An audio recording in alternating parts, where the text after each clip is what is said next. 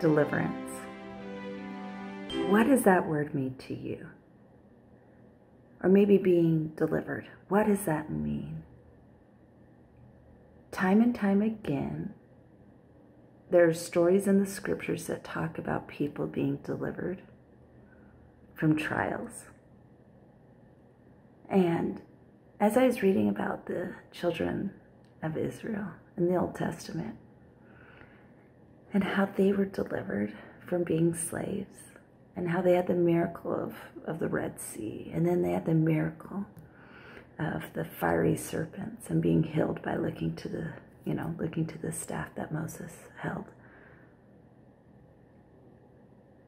It's interesting to see or to read about their complaints. That they were mad that it wasn't happening how they wanted to happen. That they were mad it wasn't happening quicker. I mean, come on, 40 years. Yeah, I would be mad too. Trust me, I get mad if I have to wait a week.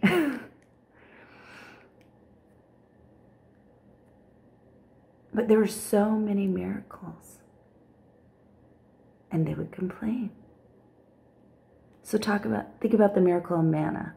If you don't know what that is, every morning they would wake up and there would be this substance outside that they could gather. I picture it like cotton candy because I love cotton candy.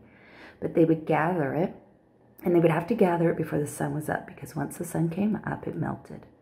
And then the day before the Sabbath, there would be double the amount, so they wouldn't have to gather, and the stuff wouldn't be out to gather on the Sabbath. So there's so many lessons that the Lord was teaching them with this miracle. And rightfully so, what did the children of Israel do? They complained. They were like, yeah, I'd rather be a slave and eat fish. That was their complaint. It was better back there. And can you imagine God just being so frustrated? I am doing the parting of the Red Sea. You're not slaves. You have food delivered every morning for you to gather. Seriously? But we do that time and time again, don't we? I do it.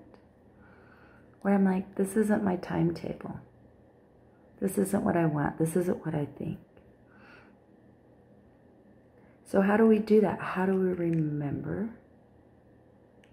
when God's been so grateful or so great to us? How do we remember?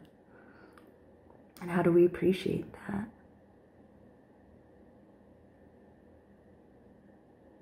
Do we have to take a step back and not look at, oh, it was better then,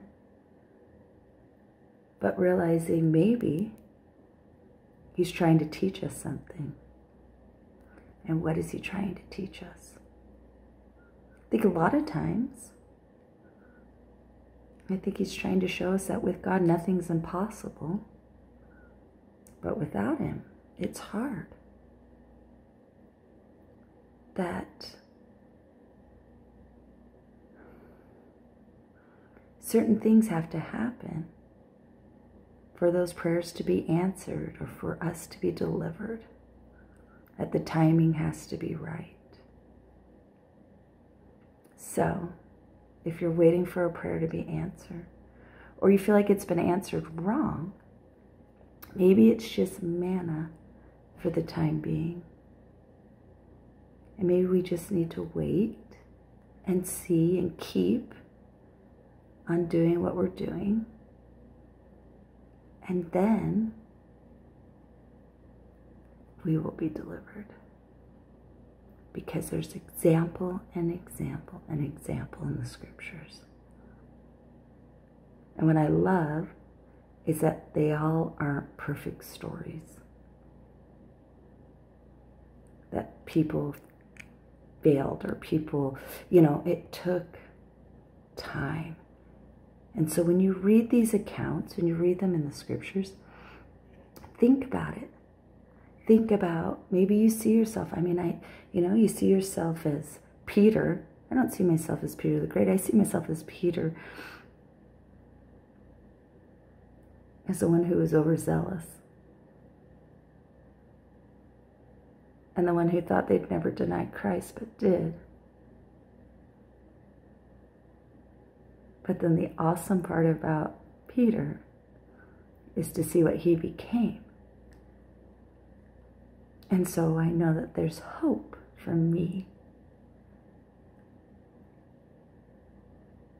And sometimes I see myself as other people. Or you see what could happen to Judas. So think about that.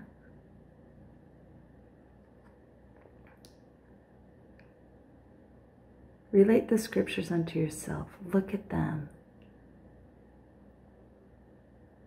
And look at either how they became what God needed them to become, or when they became something else.